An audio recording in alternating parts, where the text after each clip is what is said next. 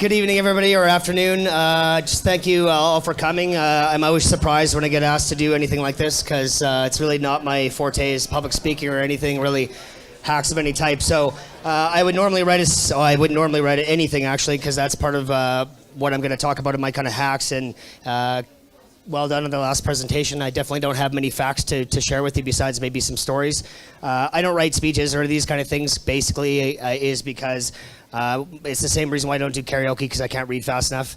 I'm a terrible speller and that's kind of what forced me into kind of what I'm doing now. And so I basically have a grade 8 education. I did 2.5 months of high school and realized very quickly that wasn't going to be for me, and that's definitely not the direction I was going to go. That, and I had a terrible attitude and I probably smoked too much pot. So a collection of different things. And so I basically left school when I was 14 and I decided to go into washing dishes and making music and doing different things and basically just kind of partying and that kind of stuff. And so my life hacks, or what I'm going to try to kind of put out, is really it's kind of the hard knocks of life hacks kind of thing. And really I just kind of tried to I find myself a very simple blue-collar person, but actually reasonably complex in the sense that my brain really only works certain ways, and it really doesn't work other ways, like, again, spelling, reading, writing, that kind of stuff.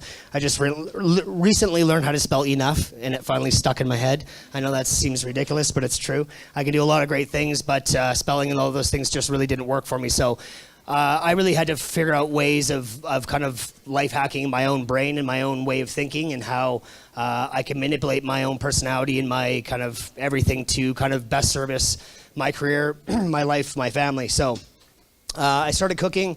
I was pretty lucky to be reasonably naturally talented at it, and work ethic. I definitely was instilled with my mom. I came from a single mother family, and and I'm actually myself a single father and have been for the last 10 years. And so thank you for whoever keeps wooing. You just keep that up, please. And so work ethic, in my opinion, is the ultimate life hack. You know, you can't really get anything, you know, if things are given to you, you don't really appreciate it. And at the same time, you don't value it and you don't hold it and is nearly as dear. And so it slips away a lot quicker, in my opinion. So work ethic was never a problem. It was just finding somewhere to kind of put that work ethic. And so when it came to cooking, it was one of those kind of manual labor things that I could really jump into and kind of find out how I could be better.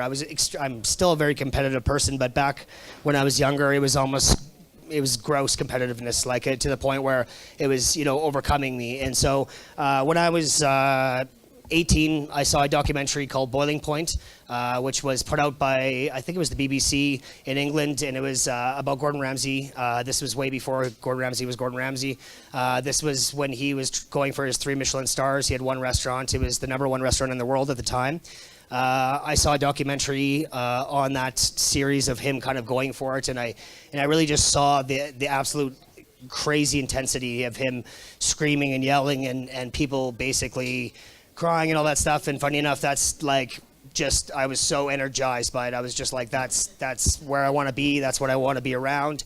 And the hack there really was the way that I kept saying it to people when people were asking me why are you going to go there, why are you going to try to get a job there, is the fact that, you know, I figured I could go there, work there for 3 years, and that would essentially be about 8 years of experience in Canada, because there was really nothing like Gordon Ramsay in Canada, or really even in North America at the time. So again, you know, kind of not really a life hack, but people kept saying, you know, other cooks I was working for, you know, how are you going to get a job? How are you going to, you know, apply and all that stuff? And I said, I'm not going to apply. I'm literally just going to fly to England, show up, ask for a job, and just prove myself. And I tried to get in culinary school, but because of the fact that I had a grade 8 education, they wouldn't let me in without doing kind of upgrades, which, you know, just to hold a whisk and cut vegetables, you would think they would let me in, but they didn't. So anyway, so I went to England. I literally, 2 days after I got there, I showed up, asked for a job. They told me to come back the next day. I got a job. I essentially showed up. I worked my ass off, got yelled at, did all that kind of stuff for one day. They gave me a job. And, you know, I was lucky to rise very, very quickly. And, you know, going back to the life hacks, when they first asked me to do this, I thought, okay, well, I can come up here and show you how to poach eggs, which is the best way and all that kind of stuff. But really, then I heard you guys were going to be drinking, which I was happy about because maybe you'd actually find this interesting. But I didn't think you'd want to watch me poach eggs. So So anyway, when I started with Gordon Ramsay, we literally did work from 7 in the morning till 12:30, 1 o'clock at night. And that's not a joke. That's literally the hours that we were keeping. And so you're working, 16, 17 hours a day. And when I say working, you're actually physically standing up, working, being yelled at. There's a lot of mental manipulation going on as well, a lot of that kind of stuff. And so essentially it really is like a boot camp to essentially bring you down, break you down, and hopefully build you back up if you stick around long enough to be built back up. And so even during those hours, I'm a very mental person as well, and especially when it comes to competition. And so I started kind of watching, and always kind of watching what people are doing, watching how people would, certain people had different weaknesses. Everybody has their own kind of weaknesses and stuff. And so work ethic was never a problem for me, but then trying to see how people would break down throughout the day and watch what was breaking them down and that kind of stuff. And so little things like in the morning time when everybody would come in at the same time, trying to scrabble, running around, trying to get pots and pans, trying to get everything that they needed for the day. So I started realizing I'm going to stay 5 minutes after everybody else, and I'm going to get all the pots and pans I need. I'm going to hide them in an oven that nobody ever uses, and then I'm going to roll in, and I'm going to open up the oven. I'm going to put the pots in. It took months before anybody even realized what I was doing because you just kind of do it secretly and stuff. Same thing as like if I had a day off, I would take my containers and I'd put them in my locker, and hide them and stuff like that. So I know that seems kind of, well, it is. It's a little bit cutthroat, but that's how it goes. And so all that wasted energy that people spent kind of because you're tired and you literally, when you're that tired, I don't know if anybody's worked those kind of hours or been put under that pressure, you cry a lot. It's never in the kitchen or anything like that, but when you're going home and when you're tired, you sit at the end of your bed contemplating life and food and why. Actually, totally unrelated story, but one time I was so tired, I was walking to work, and it was even hard to walk sometimes because you're so chafed, as they say, and you're walking to work, and I was so tired, and I remember actually walking by a bird was sitting there eating worm and actually sitting on the grass, and it was a nice morning out and stuff, and I walked by and I actually remember in my head, and I kept thinking to myself, remember this because it's ridiculous. I actually remember looking at that bird and actually saying in my head, fucking bird. Fucking like you're so lazy. Like you're just gonna literally sit here and just hang out all day while I have to go to work and you get to just sit around and fly around and eat worms. So that's when those little moments is when I really knew that you take your mental stability that far and you can overcome. It hopefully will either turn you crazy or it'll make you much stronger. So. That's what I kind of went through with Gordon Ramsay, and I was lucky to rise very, very quickly because of those small little life hacks of kind of finding ways around people and then also being quite aggressive in the sense of mental as well. And I know this isn't very a flattering thing, but there was a sous chef that I worked with for probably about a year. He was English. He was a total dick. He wasn't enjoyable to be around, not for anybody, and so. I noticed that whenever he would get kind of in trouble or pushed on, that he would start kind of breaking down a little bit. So I started telling him literally every day for probably 2 months that I was going to take his job. I would tell him, I would look him in the face and I would look him in the eyes and I would tell him, I said, I'm going to take your job. And I said, I'm going to be honest, I'm going to have your job in probably 2 months. And then he'd tell me to F off. He would like, whatever. Then he'd try to, yell at me during service for really no reason. And then I would just keep cooking, keep doing better. And I watched him slowly break down. And that's kind of the competition that it was there. And I'm not saying that that's great.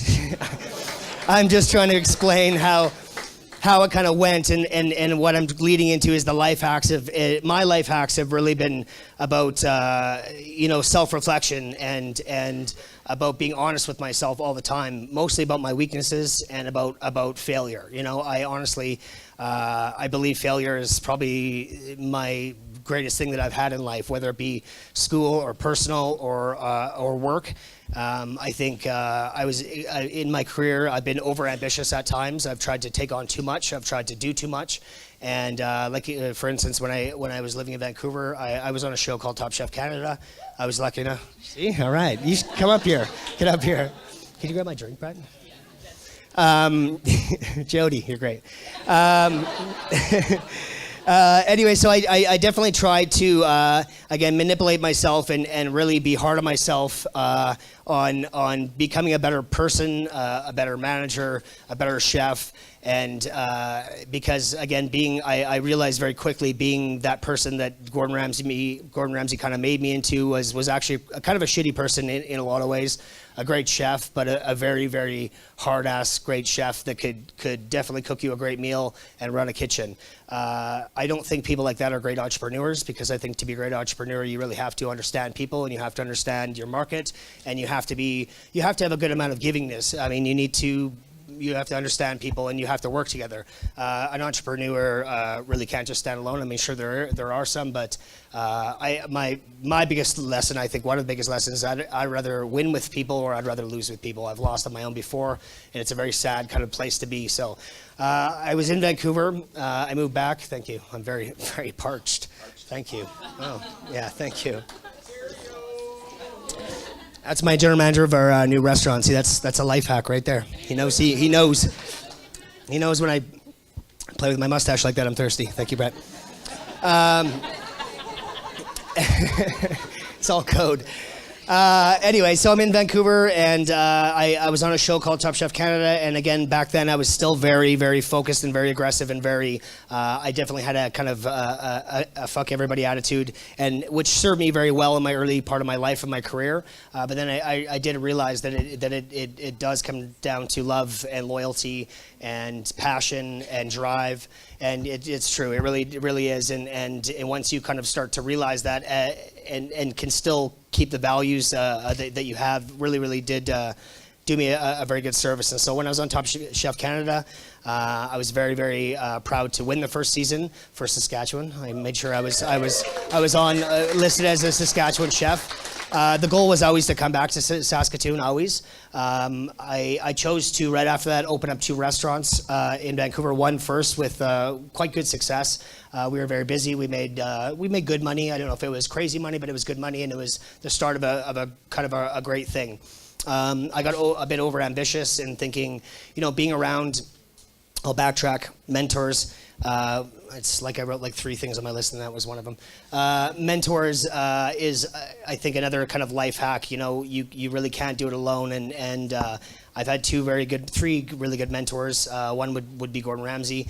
I think with a mentor, you have the ability to take good and really see the bad, and I think a mentor is just as good. Having a bad mentor can be just as good as a great mentor, because you can actually really see the faults in people, and you can really see the mistakes they've made, and you can choose not to make those same mistakes. And so Gordon Ramsay definitely showed me a lot about strength and respecting yourself and consistency and integrity and that kind of stuff. But he also showed me how to not treat people. Also, to he's actually not a very good businessman at all. So he's a great chef. When it comes to numbers, when it comes to that kind of stuff, he really is not that great. But he did have some key people in his organization that were great. And then I also had another mentor named Daniel Boulud from New York, in my opinion, probably the best chef in the entire world.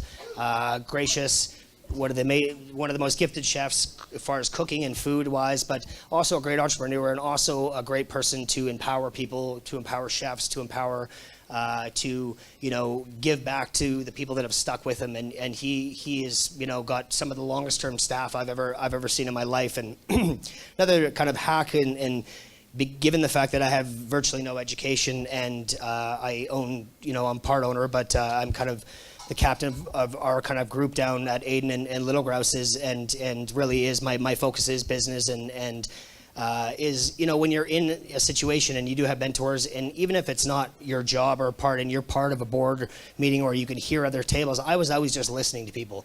Actually, I remember Gordon Ramsay was having a private kind of business discussion about shares and about setting up this new restaurant and stuff, and I was standing there, and I was clearly eavesdropping purposely.